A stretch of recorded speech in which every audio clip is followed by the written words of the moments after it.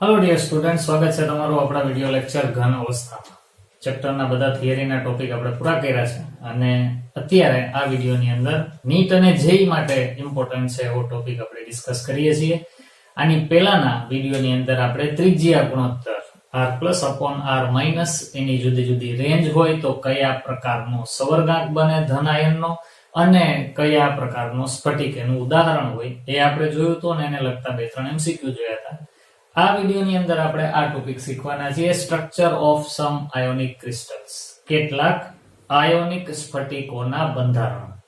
7 એવી જુદી જુદી ટાઈપ જોવા મળે છે અને દરેક ટાઈપને આપણે સમજી લઈએ એટલે એને લગતા ક્વેશ્ચન પણ આપણે સોલ્વ કરી શકીએ। ભૂતકાળમાં આ ટાઈપના ક્વેશ્ચન પૂછાયેલા છે એટલે ઇમ્પોર્ટન્ટ ટોપિક છે। સાથે 7 વિશે હું અત્યારે તમને એના બધાના સ્ટ્રક્ચર ડિટેલમાં સમજાવું છું અને એ નોટમાં પણ નોંધ કરતા જાજો અને પછી આપણે એને લગતા એક બે એમસીક્યુ પણ જોશું। તો સૌથી પહેલા જે 7 પ્રકાર છે ક્રિસ્ટલ સિસ્ટમના, આયોનિક ક્રિસ્ટલ માટે જ આ વસ્તુ લાગુ પડે છે તો એના નામ તમારી સામે લખેલા છે। સાથે નામને આપણે બરાબર પહેલા સમજી લઈએ। પહેલું નામ લખેલું છે રોક સોલ્ટ સ્ટ્રક્ચર। રોક સોલ્ટ એટલે આપણું મીઠું, NaCl જેવું જેનું સ્ટ્રક્ચર હોય એ। તો રોક સોલ્ટ સ્ટ્રક્ચર સૂત્ર બનાવીએ તો AB ટાઈપનું એનું ફોર્મ્યુલા થાય એટલે ધન આયન અને ઋણ આયન 1:1 ના પ્રમાણમાં હોય। NaCl એનું ઉદાહરણ છે, તો Na અને Cl બે 1:1 ના પ્રમાણમાં હોય। કેવું હોય એની આપણે હમણાં ડિસ્કશન કરીએ છીએ। રોક સોલ્ટ સ્ટ્રક્ચર ડિટેલમાં જોશું એના વિશે કે કઈ ટાઈપનું એરેન્જમેન્ટ છે, કયા છિદ્રો છે, કયો ઘટક કયા છિદ્રોમાં રોકાયેલો છે, બધું શીખશું। બીજું છે સીઝિયમ ક્લોરાઇડ સ્ટ્રક્ચર। સીઝિયમ આ NaCl ને કેમ તમે આમ લખો તો 1:1 થયું, સીઝિયમ ક્લોરાઇડ આમ લખાય CaCsCl સીઝિયમ ક્લોરાઇડ, એ 1:1 ના પ્રમાણમાં જ હોય એટલે એનું સૂત્ર તો AB ટાઈપનું જ થાય। પણ આના સ્ટ્રક્ચરમાં અને આના સ્ટ્રક્ચરમાં ડિફરન્સ છે। કેવો આપણે હમણાં શીખીએ એટલે ખ્યાલ આવે। સૂત્ર ભલે બેયના સરખા હોય પણ બેયનું સ્ફટિક બંધારણ જુદું જુદું છે। Zinc blend structure. Zinc blend એટલે ઝિંક સલ્ફાઇડ ZnS।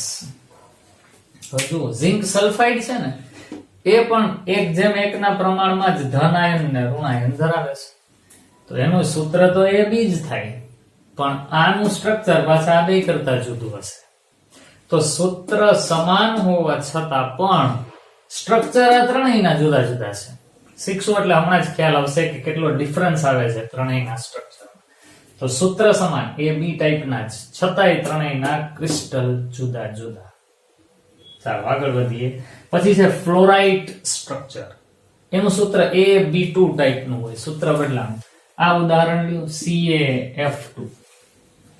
CaF2 આ ફ્લોરાઇટ સ્ટ્રક્ચર કહેવાય। 1:2 ના પ્રમાણમાં એમાં ઘટક આયનો હોય એટલે આ હોય એના કરતા ડબલ જાય દેખાય છે CaF2। તો એનું સ્ટ્રક્ચર કેવું હોય એ પણ આપણે ડિટેલમાં સમજશું। પછી છે એન્ટી ફ્લોરાઇટ સ્ટ્રક્ચર। આનાથી વિપરીત। કઈ રીતે વિપરીત? તો કે ધન આયન કરતા ઋણ આયન આમાં બમણા હતા, આમાં ઊંધું છે, ધન આયન કરતા ઋણ આયન અડધા છે। તો એન્ટી ફ્લોરાઇડ સ્ટ્રક્ચર કોનું? તો કે આનું।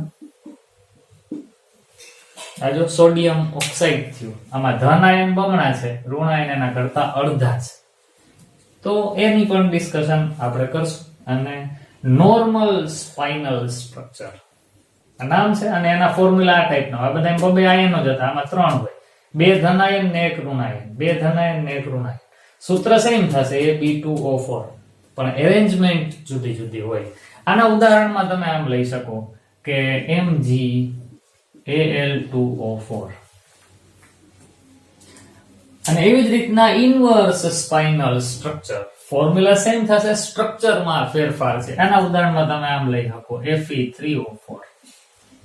તમને થશે કે આમાં તો સર તમે બે જ આયન બતાવ્યા, 3 હોવા જોઈએ ને, આમાં A અને B ક્યાં? આમાં તો એક જ છે પણ એને તમે આમ લખી શકો ને ભાઈ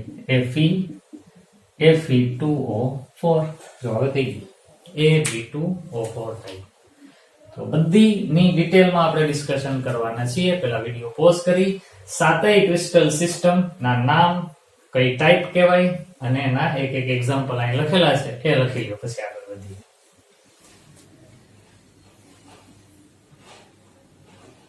ઓકે ચાલો આને જવા દઈએ છીએ હવે। અને પહેલું સમજવાનું શરૂ કરીએ, રોક સોલ્ટ સ્ટ્રક્ચર.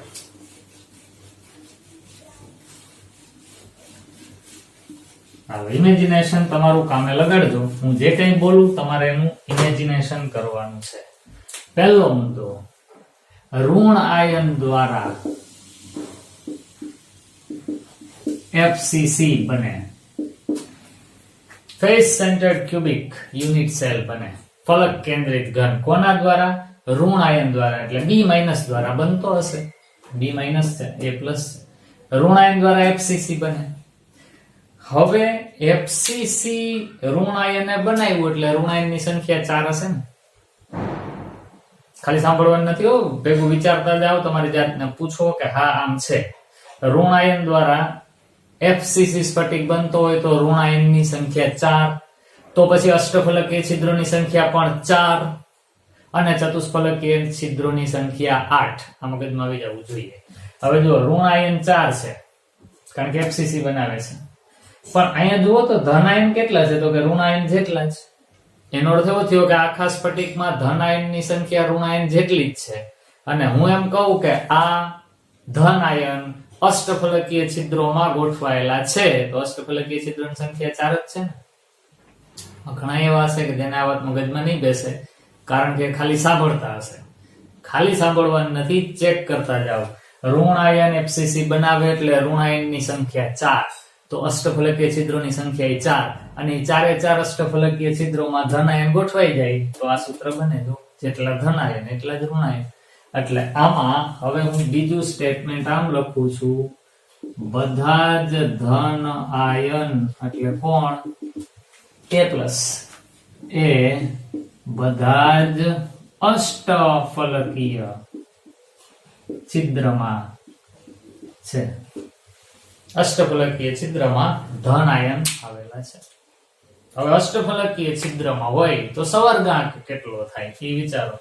એક સાદું ઉદાહરણ જોઈ લો તમે, બહુ ઝડપથી બતાવીશ ભાઈ. હવે આપણે સ્ફટિક તોડતા હોઈએ,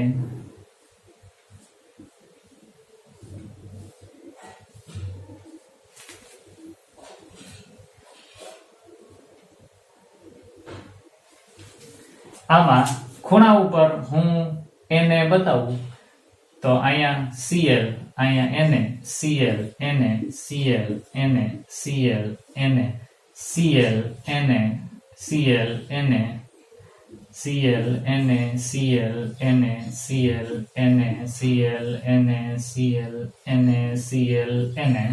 આવી રીતના તમે બધે લખી શકો. આવી ગયા જો બધાય.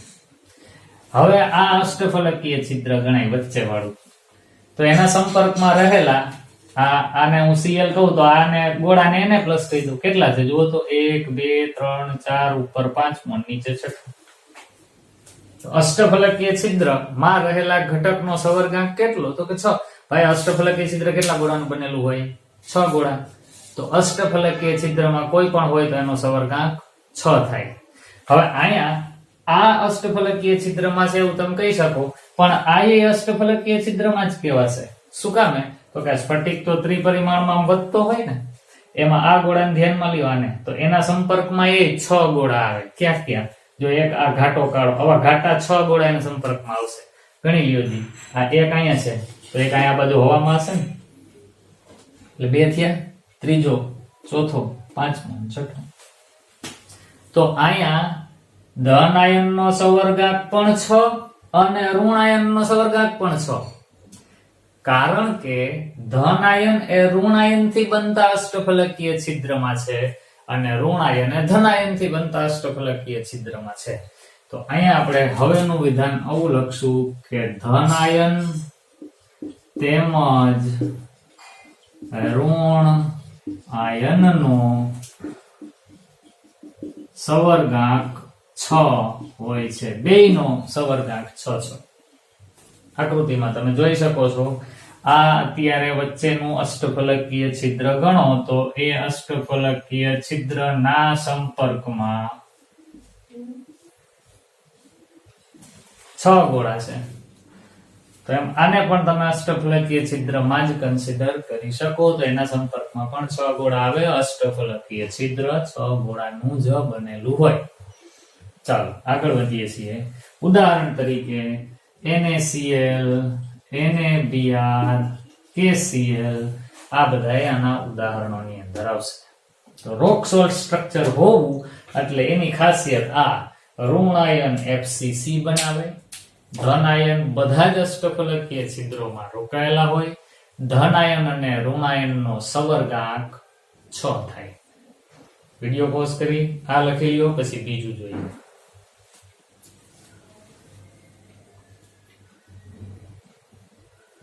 ઓકે, ચાલો આને જવા દઈએ છીએ. બીજું છે સીઝિયમ ક્લોરાઇડ સ્ટ્રક્ચર.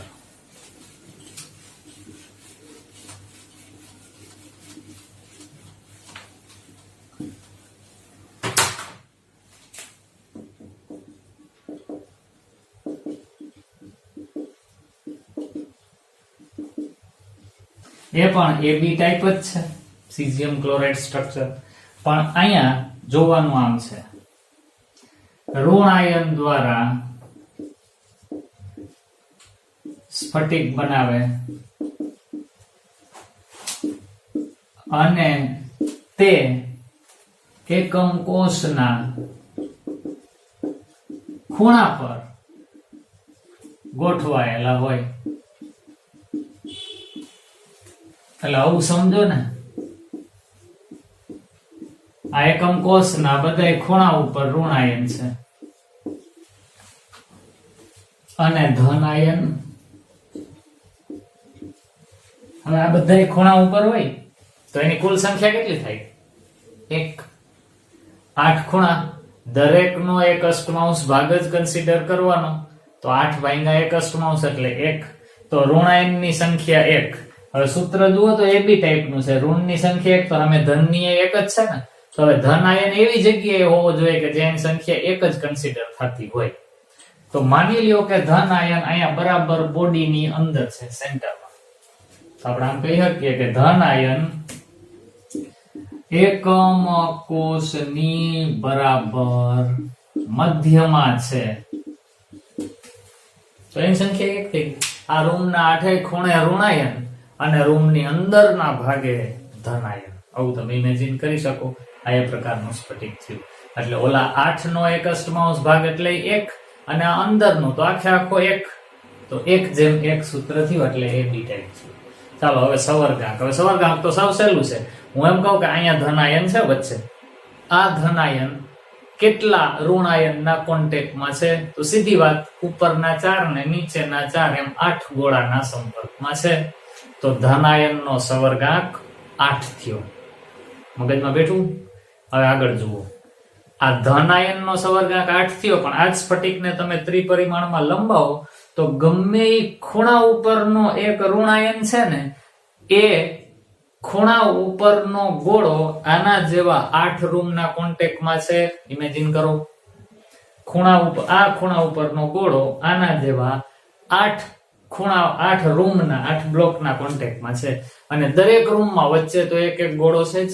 તો આનો અર્થ એવો થયો કે ખૂણાવાળો ગોળો આ રૂમની અંદરના જેવા 8 ગોળાના કોન્ટેક્ટમાં આવે. એક આપણી પાછળ બીજું, આની બાજુમાં ત્રીજું, પાછળવાળાની બાજુમાં ચોથું અને એવા જ 4 પાછા ઉપર. એટલે આના કોન્ટેક્ટમાં આવા વચ્ચેવાળા 8 ગોળા આવે. તો આ ખૂણા ઉપર જે ઋણ આયન છે એનો સવર્ગાંક પણ 8 જ થાય. તો અહીંયા વિધાન હવે આવું લખવાનું થાય કે ધન આયન અને ઋણ આયન બંનેનો સવર્ગાંક 8 છે. ધન ને ઋણ બેયનો સવર્ગાંક 8 જ થાય. ઉદાહરણ તરીકે સીઝિયમ ક્લોરાઇડ, પછી સીઝિયમ ફ્લોરાઇડ કે બ્રોમાઇડ, સીઝિયમ આયોડાઇડ, આ બધાય આના ઉદાહરણ તરીકે તમે લઈ શકો. તો સીઝિયમ ક્લોરાઇડ સ્ટ્રક્ચર એટલે AB ટાઈપ સ્ટ્રક્ચર થયું કે જેમાં ધન આયન કે ઋણ આયન બેમાંથી કોઈ પણ તમે એવું ઇમેજિન કરી શકો કે એકમ કોષના ખૂણા ઉપર છે અને બીજો આયન એકમ કોષની મધ્યમાં BCC પ્રકારે ગોઠવાયેલો છે. અને આ પ્રકારની રચનામાં આનો સવર્ગાંક 8 અને આનો સવર્ગાંક પણ 8 જ થાય. વિડિયો પોઝ કરી લખી દો.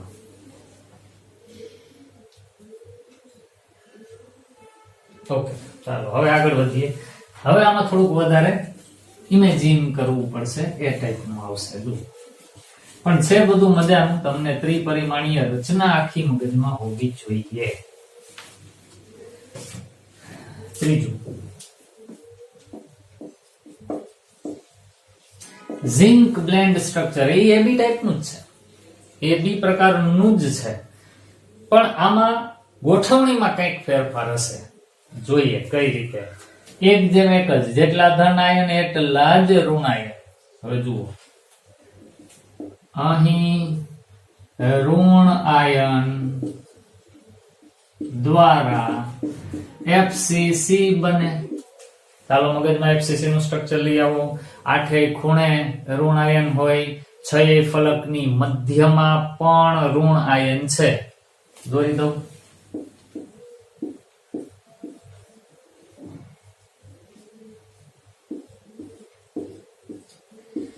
હું એવો પ્રયત્ન કરું કે ફિગર આની એક્ઝેક્ટ કઈ ચિત્ર તમને મળે મને, તો હું વિડીયોમાં અહીંયા બતાવું પણ ખરા સ્ક્રીન ઉપર તમને, કે જેથી તમને ખ્યાલ આવે ખરેખર ઝિંક બ્લેન્ડ સ્ટ્રક્ચર કેવું છે.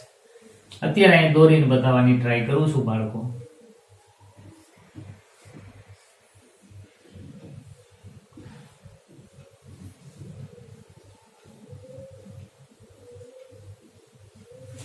આવું આપણે કેટલી બધી વાર દોર્યું છે. અત્યારે મેં એમ સમજો કે આ 8 ખૂણા અને આ 6 ફલકની મધ્યમાં ઋણાયન બતાવ્યા છે. FCC થયું. હવે એનું આ દરેકે દરેક ખોખું તમને યાદ હોય તો આપણે જે ઘાટું કરતા હતા ને, એ ખોખાની હું વાત કરું છું. આ એક ખોખું એક ચતુષ્ફલકીય ચિત્ર બનાવે છે. જુઓ તો આ ખોખાને હું બહાર કાઢી લઉં. આને બહાર કાઢ્યું છે. એમાં જે જે જગ્યાએ ગોળા હતા એને પણ દોરું. આ ગોળો અહીંયા, પાછો અહીંયા કઈ નથી એટલે અહીંયા કઈ નથી દોરતો. એક ગોળો અહીંયા છે, આ છે જો. પાછો અહીંયા કઈ નથી, પણ એની નીચે અહીંયા ગોળો છે, આ રહ્યું. પાછો અહીંયા કઈ નથી જો. પાછો અહીંયા ગોળો છે, એ આ રહ્યું. અને અહીં કઈ નથી. તો જુઓ તો આ જે આખું બોક્સ બન્યું ને, એ ચતુષ્ફલકીય ચિત્ર બનાવે છે. બતાવું જો.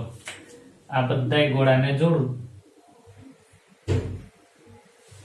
તો એક તો 3 ગોળાથી એક ત્રિકોણ બન્યો, અને પછી આને આ બધાની હારે જોડી દઉં એટલે એક ચતુષ્ફલકીય છિદ્ર બન્યું. જુઓ ત્રાંસુ.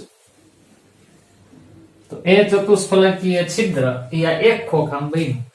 આ આખા FCC માં આના જેવા કેટલા ખોખા છે? 8. 1 2 3 4 ને નીચે એવા 4 એટલે 8.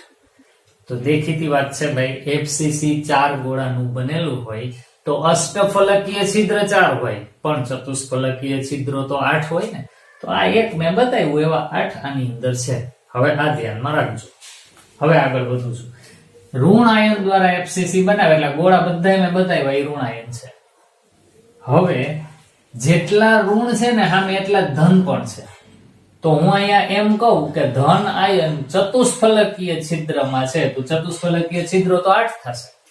તો બધાય ચતુષ્ફલકીય છિદ્રોમાં ધન આયન હોય તો ધન આયનની સંખ્યા આના કરતા ડબલ થઈ જાય. ઈ ના આવે. ધન આયનની સંખ્યા ઋણ જેટલી જ રાખવાની છે. તો બધાય અષ્ટફલકીય છિદ્રમાં ધન આયન નહીં હોય, પણ 50% અષ્ટફલકીય છિદ્રમાં ધન આયન હશે. એટલે એકમાં હશે, બાજુવાળામાં નહીં હોય. આમાં હશે, આમાં નહીં હોય. એકાંતરે. તો હું આમ લખું કે એકાંતરે ચતુષ્ફલકીય છિદ્રોમાં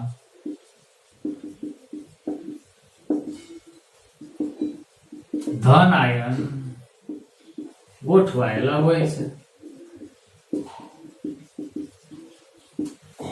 એટલે ઇમેજિન કરો કે આપણે જે રૂમમાં બેઠા છીએ એ FCC છે આના જેવું, અને એ જ રૂમમાં 8 રૂમ છે. 1 2 3 4 5 6 7 ને 8. આ જ રૂમની અંદર 8 ખોખા છે. તો એમાં એક ચતુષ્ફલકીય છિદ્ર હશે, ન્યા ધન આયન હશે, તો એની નીચે વાળામાં નહીં હોય. અહીંયા હશે, અહીં નહીં હોય. વા હશે, વા નહીં હોય, અહીંયા હશે વા નહીં હોય. આ સાહેબ અહીંયા વા ને એવું કરે છે, આપણને કઈ ટપ્પા નથી પડતા. વિચારવું જ પડશે, તમારે તમારા મગજ પાસેથી કામ લેવું પડશે. ભાઈ હું તો ખાલી બોલીને ઇન્ડિકેટ કરું છું, એ તમને તો જ દેખાશે જો તમે ઇમેજિન કરો, બાકી નહીં. 8 ચતુષ્ફલકીય છિદ્રોમાંથી એકાંતરે 4 ચતુષ્ફલકીય છિદ્રોમાં ધન આયનો છે. એટલી જો ખબર પડે તો હવે સવર્ગાંક ખબર પડે. હું એમ કહું કે ધન આયન અહીંયા છે, અહીંયા આ ચતુષ્ફલકીય છિદ્રમાં, એટલે આમાં લ્યો ને આ જગ્યાએ ધન આયન છે, તો એ ચતુષ્ફલકીય છિદ્રમાં છે, એમ જ હું બોલ્યો તો સીધી ખબર પડી ગઈ કે સવર્ગાંક કેટલો? 4. ચતુષ્ફલકીય છિદ્ર 4 ગોળાનું બનેલું છે. આની અંદર કોઈ ગોળો હોય તો 1 2 3 ને 4 ના કોન્ટેક્ટમાં હોય, 3 નીચે ને ઉપર. તો અહીંયા મારે આમ લખવું જોઈએ, ધન આયનનો સવર્ગાંક 4 છે. અહીંયા ધન આયન હોય ચતુષ્ફલકમાં તો એ 4 ઋણાયનના કોન્ટેક્ટમાં છે. ક્યાં ક્યાં એ હું બોલી દઉં, તમે ઇમેજિન કરો. જો અહીંયા ચતુષ્ફલકીય છિદ્રમાં એટલે કે ખોખામાં જે ધન આયન હોય અહીંયા, તો એ ક્યાં ક્યાં ઋણાયનના કોન્ટેક્ટમાં છે? 4. તો કે એક આ ખૂણાવાળાના અને 1 2 ને 3 ફલકના મધ્ય બિંદુ વાળા જે છે ને એના કોન્ટેક્ટમાં હોય. અહીંયા જો કોઈ ધન આયન હોય તો એ એક આના ને એક આના કોન્ટેક્ટમાં છે એવું કહેવાય. આખું ચિત્ર મગજમાં ક્લિયર થવું જોઈએ તો જ આપણને ઈ આવડું કહેવાશે. તો ધન આયનનો સવર્ગાંક તો 4 થયો. હવે કોઈ પૂછે કે આ ઋણાયનનો સવર્ગાંક કેટલો? આનો.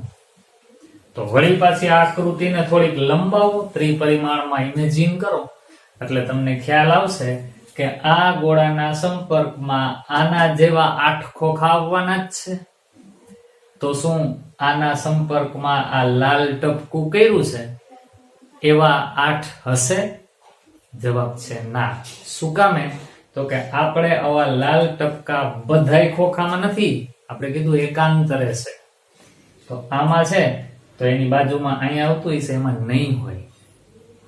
ખ્યાલ આવે છે?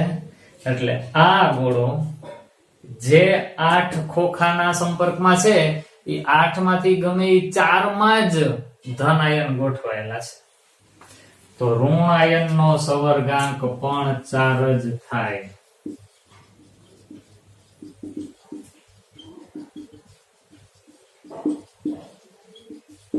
અને ઝિંક બ્લેન્ડ એટલે ZnS પ્રકારનું સ્ટ્રક્ચર તમે અહીંયા CuS પણ ઉદાહરણ તરીકે લઈ શકો. સંક્રાંતિ ધાતુઓના સલ્ફાઇડની વાત છે.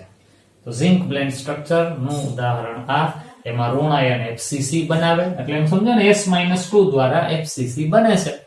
અને Zn+2 ક્યાં છે? તો કે એકાંતરે ચતુષ્ફલકીય છિદ્રોની અંદર છે. અને ધન આયન ચતુષ્ફલકીય છિદ્રમાં હોવાથી એનો સવર્ગાંક 4 અને ઋણ આયન ના સંપર્કમાં ભલે 8 ચતુષ્ફલકીય છિદ્રો છે પણ એમાંથી 4 માં જ ધન આયન હાજર હોવાથી આ ઋણ આયનનો સવર્ગાંક પણ 4 જ થાય. વિડિયો પોઝ કરી લખી લો. ઓકે, ચાલો હવે ચોથું ઉદાહરણ જોઈએ.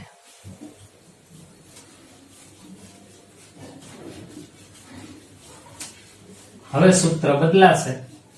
હવે આપણે ફ્લોરાઇડ સ્ટ્રક્ચર જોઈએ છીએ.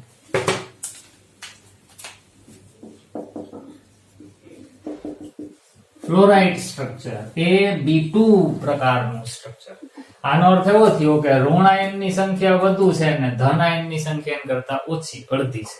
અને આમાં એક ડિફરન્સ આવે છે પહેલા જ વિધાનમાં. અહીં ધન આયન દ્વારા FCC રચાય છે. આની બધાય પેલામાં ઋણ આયન જ સ્ફટિક બનાવતો તો આમાં ધન આયન FCC બનાવે. તો ઇમેજિન કરો ને કે આ મોટા ગોળા છે ને એ બધા ધન આયન છે FCC, 8 ખૂણા અને 4 ફલકની મધ્યમાં ધન આયન. અને ધન આયન જો 4 હોય તો ઋણ આયન કરતા બમણા છે એટલે 8. તો નક્કી ક્યાંય છે બધા ઋણ આયન? તમે જ વિચાર કરો, ધન આયન કરતા ઋણ આયન બમણા તો આના દ્વારા સ્ફટિક રચાય છે તો એની સંખ્યા 4 હોય, તો ઋણાયનની સંખ્યા 8 હોય, અને એ બધાય ક્યાં હોય તો કે 8 ચતુષ્ફલકીય છિદ્રમાં. એટલે આ લાલ ટપકા આના જેવા બધાય ખાનામાં હશે, પાછળના ભાગમાં 8 ચતુષ્ફલકીય છિદ્રોમાં ઋણાયનો આવેલા હોય. તો અહીંયા આપણે આમ લેવું પડશે કે ઋણાયન બધા જ ચતુષ્ફલકીય છિદ્રોમાં ગોઠવાયેલા હોય. તો હવે સવર્ગાંકની વાત કરવાની. સહેલું છે ભાઈ, જુઓ તો ચતુષ્ફલકીય છિદ્રમાં જે હોય એનો તો સવર્ગાંક 4 જ હોવાનો. તો ઋણ આયન કે જે ચતુષ્ફલકીય છિદ્રમાં છે એનો સવર્ગાંક બરાબર 4, પણ ધન આયન નો સવર્ગાંક ગણો. આ ધન આયન છે તો ઈ આના જેવા 8 ખોખાના કોન્ટેક્ટમાં છે, અને હવે તો ઈ 8 ખોખાની અંદર ઓલો ઋણાયન છે, તો આ ધન આયનનો સવર્ગાંક 8 થશે. ખીજ ચડે એવું છે. આની પહેલાનામાં સાહેબ એમ કહેતા હતા કે આનો સવર્ગાંક 4 જ થશે, ભલે ને એના સંપર્કમાં 8 ખોખા હોય, પણ એમાં એકાંતરે ખોખામાં ગોળા હતા. જ્યારે આમાં આના સંપર્કમાં જે 8 ખોખા છે એ બધાયમાં એક એક ગોળો છે, એટલે અહીંયા આનો સવર્ગાંક 8 થશે. તો ધનાયનનો સવર્ગાંક 8, ઋણાયનનો સવર્ગાંક 4, અને સૂત્ર ફ્લોરાઇડ સ્ટ્રક્ચર છે એટલે CaF2 BaF2 SrF2 એવા મોટા ભાગે બીજા સમૂહના તત્વો કેલ્શિયમ, સ્ટ્રોન્શિયમ, બેરિયમ એ બધાયના ફ્લોરાઇડ એ આ પ્રકારનું સ્ટ્રક્ચર બનાવતા હોય છે. વિડિયો પોઝ કરો, લખી લો.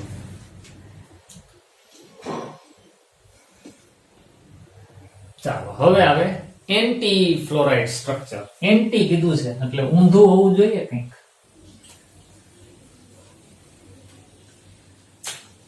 તો પાંચમું બંધારણ એન્ટી ફ્લોરાઇડ સ્ટ્રક્ચર. હવે એ આવું હોય A2B ટાઈપ. A2B એટલે આના કરતા આની સંખ્યા અડધી છે. હવે અહીંયા વળી પાછું હતું એવું ને એવું જ. અહીં હું લાલ કલર થી લખો એટલે કેટલો ફેરફાર કર્યો એનો ખ્યાલ આવે. ઋણ આયન દ્વારા FCC બને છે એટલે આ ઋણ આયન છે લ્યો ભાઈ. FCC ઋણ આયન બનાવ્યા 8 ખૂણા 6 ફલકની મધ્યમાં. હવે ધન આયન, આ ઋણ આયન કરતા ધન આયન ડબલ છે, તો ઋણ આયન FCC બનાવતો હોય તો ધન આયન ચતુષ્ફલકીય છિદ્રમાં હશે બધાય. એટલે અહીંયા આમ લખવું પડશે કે ધન આયન બધા જ ચતુષ્ફલકીય છિદ્રોમાં ગોઠવાયેલા. ઓલા કરતા સંપૂર્ણપણે ઊંધું. એન્ટી નો અર્થ જ થાય વિપરીત કે વિરોધી. તો હવે ઋણ આયન કે જે FCC બનાવે છે એનો સવર્ગાંક થઈ જશે 8, ખૂણા ઉપરનો ઋણ આયનનો સવર્ગાંક 8. ધન આયન ચતુષ્ફલકીય છિદ્રમાં છે તો ચતુષ્ફલકીય છિદ્રમાં હોય એવા ધન આયનનો સવર્ગાંક થાય 4. વાત થઈ ગઈ પૂરી. ઉદાહરણ તરીકે આપણે આવા ઉદાહરણ આપી શકીએ Na2S, Na2O, K2O. આ બધાય એના ઉદાહરણો કે આલ્કલી ધાતુના સલ્ફાઇડ કે ઓક્સાઇડ એ આ ટાઈપના સ્ટ્રક્ચર બનાવતા હોય છે. તો સહેલું છે, પ્રમાણમાં ફ્લોરાઇડ આવે તો એનું ઊંધું એન્ટી ફ્લોરાઇડ થાય. લખી નાખો, વિડિયો પોઝ કરી.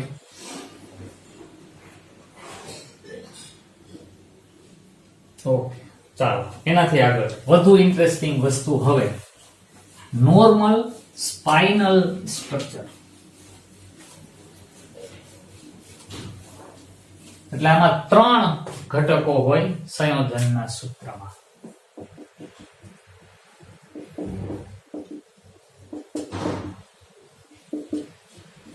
Normal spinal structure AB2O4 type. Ab2O4 સંયોજન જોવા જાવ તો O એટલે ઓક્સિજન, O-2 હોય એવા કેટલા 4, તો 4 દુ 8 થયા, -8, તો આ બધાય થઈને +8 હોવા જોઈએ. એમાં A છે ને એ +2 છે અને B છે એ +3 છે. કેલ્ક્યુલેશન કરી લો, +3 × 2 એટલે +6 વત્તા બીજા +2 એટલે +8. આ રીતના છે. એટલે આની અંદર A +2 છે ડાયવેલન્ટ અને B +3 છે ટ્રાઇવેલન્ટ. એ ધ્યાનમાં રાખવાનું છે. ચાલો હવે આનું સ્ટ્રક્ચર વિચારીએ. જો કઈ ટાઈપનું છે. O-2 જ સ્ફટિક બનાવે છે, એટલે સૌથી પહેલા O-2 દ્વારા FCC બને. મગજમાં ગોઠવી લ્યો, O ની સંખ્યા FCC બનતી હોય તો 4 હોય, આ જે 4 ભાઈ લખેલા છે.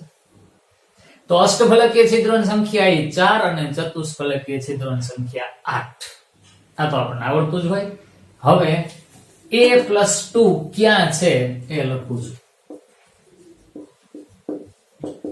દ્વિસંયોજક એટલે કે ડાયવેલન્ટ A+2 આયનો ચતુષ્ફલકીય છિદ્રમાં છે. ચતુષ્ફલકીય છિદ્રો કેટલા હશે તમે જ કહ્યું. આ FCC બનાવતું હોય તો અષ્ટફલકીય છિદ્રો 4 પણ ચતુષ્ફલકીય છિદ્રો 8. તો ચતુષ્ફલકીય છિદ્રોની સંખ્યા આપણી પાસે 8 છે. એમાં A+2 છે. હવે A+2 ની સંખ્યા આ સૂત્રમાં કેટલી દેખાય જુઓ તો, એક જ છે. B 2 છે, O 4 છે, તો A એક જ છે. હવે ચતુષ્ફલકીય છિદ્રો 8, એમાંથી એકમાં જ A+2 છે.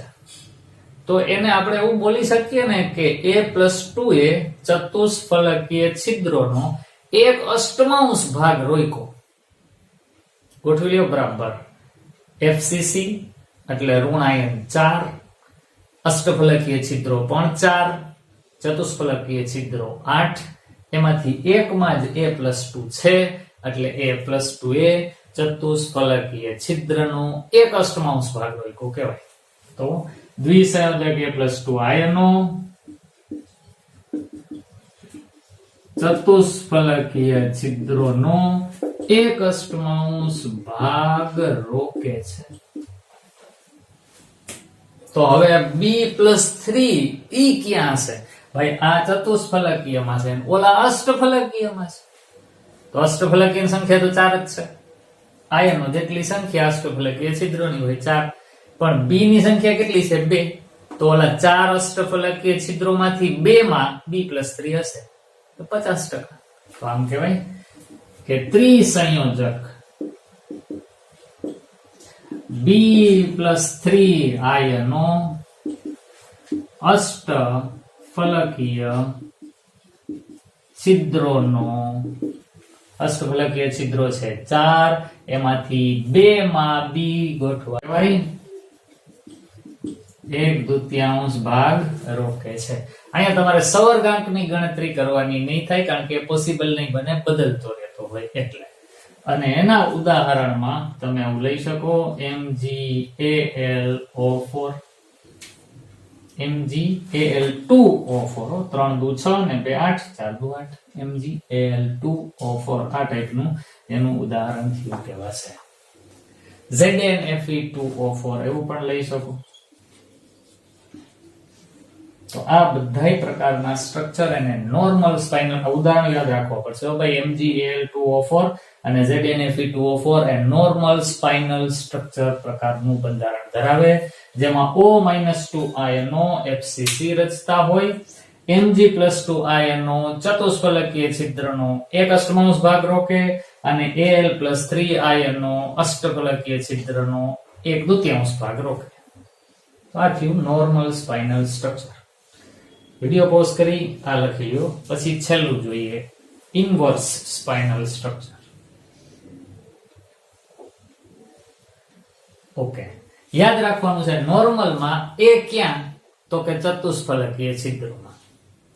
હવે ઇન્વર્સમાં એ આનાથી ઊંધું અષ્ટફલકીય છિદ્રોમાં હશે, બસ બાકીનું બધું ગોઠવાઈ જશે. એક નવી વસ્તુ આવવાની છે, જોઈ લઈએ. ચાલો, 7મું ઇન્વર્સ સ્પાઇનલ સ્ટ્રક્ચર.